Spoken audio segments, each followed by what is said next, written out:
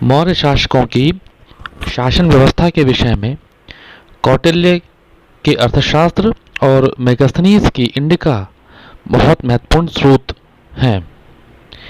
पहली बार कौटिल्य के अर्थशास्त्र से ही हम राज्य की भी एक सुस्पष्ट परिभाषा भी पाते हैं, जहां कौटिल्य इसे 7 प्रकृतियों की समष्टि कहता है और इन सातों में सम्राट की जो स्थिति बताई गई है वह कूटस्थनीय की होती है।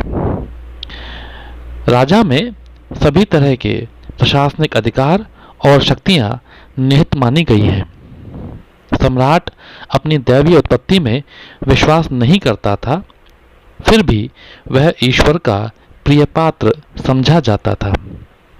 वह सैनिक, न्यायिक, वैधानिक और कार्यकारी मामलों में सर्वोच्च अधिकारी था राज्य का।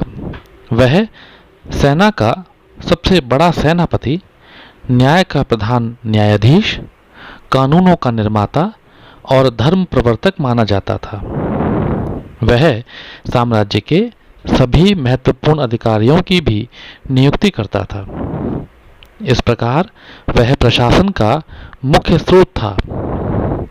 मेगास्थनीज हमें बताते हैं कि वह पूरे दिन नहीं सोता था, बल्कि निर्णय देने या अन्य सार्वजनिक कार्यों के लिए पूरे दिन राज्यसभा में बैठकर इस कार्य को निपटाता था और प्रजा के प्रतिवेदनों को सुनता था।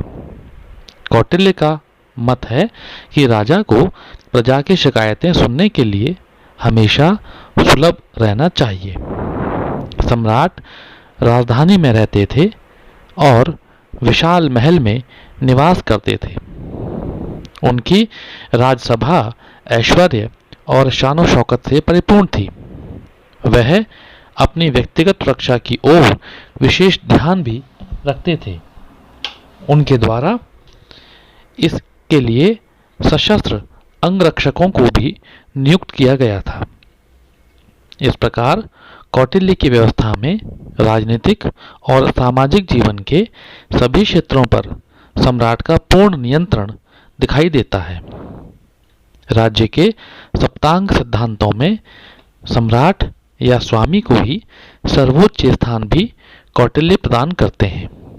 इसके अलावा राज्य के शेष 6 अंग, जिनमें अमात्य, जनपद, दुर्ग, कोष, बल, मित्र, सम्राट के द्वारा ही संचालित भी होते थे। यदि हम लोग अमात्य, मंत्री और मंत्री परिषद की चर्चा करें तो मौर्य प्रशासन में सम्राट अपने कार्यों में अमात्यों, मंत्रियों और अधिकारियों से प्रशासनिक सहायता प्राप्त करता था। अमात्य या सचिव एक सामान्य संज्ञा थी जिससे राज्य के सभी प्रमुख पदाधिकारियों का बोध होता था। यूनानी लेखक और इतिहासकार इन्हें सभासद और निर्धारक कहते थे। वे सार्वजनिक कार्यों में सम्राट की सहायता करते थे। राजा अपने अमात्यों में से जो सभी प्रकार के आकर्षणों से परे होता था उसे ही मंत्री नियुक्त करते थे। ये मंत्री एक छोटी उपसमिति के भी सदस्य होते थे जिसे मंत्रिण कहा जाता था। मंत्रिण के अलावा एक नियमित परिषद भी होती थी जिसकी सदस्य संख्या काफी बड़ी रही होगी, क्योंकि कौटिल्य के अनुसार बड़ी मंत्री परिषद रखना राजा के अपने हित में होता है और इससे उसकी शक्ति भी बढ़ती है।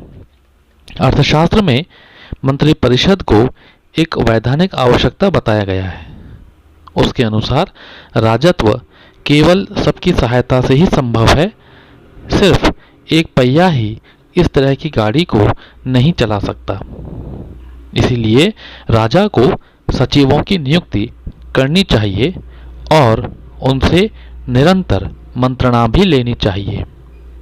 इसी तरीके से राज्यवृत्ति की भी 3 प्रकार बताए गए हैं, जो प्रत्यक्ष, अप्रत्यक्ष और अनुमेय के रूप में विभाजित हैं। मंत्री परिषद के कार्य अनारब्ध कार्य को प्रारंभ करना, आरंभ किए गए कार्य को पूरा करना और पूरे हुए कार्य में सुधार करते हुए राजकीय आदेशों को कठोरता के साथ पालन करवाना बताया गया है।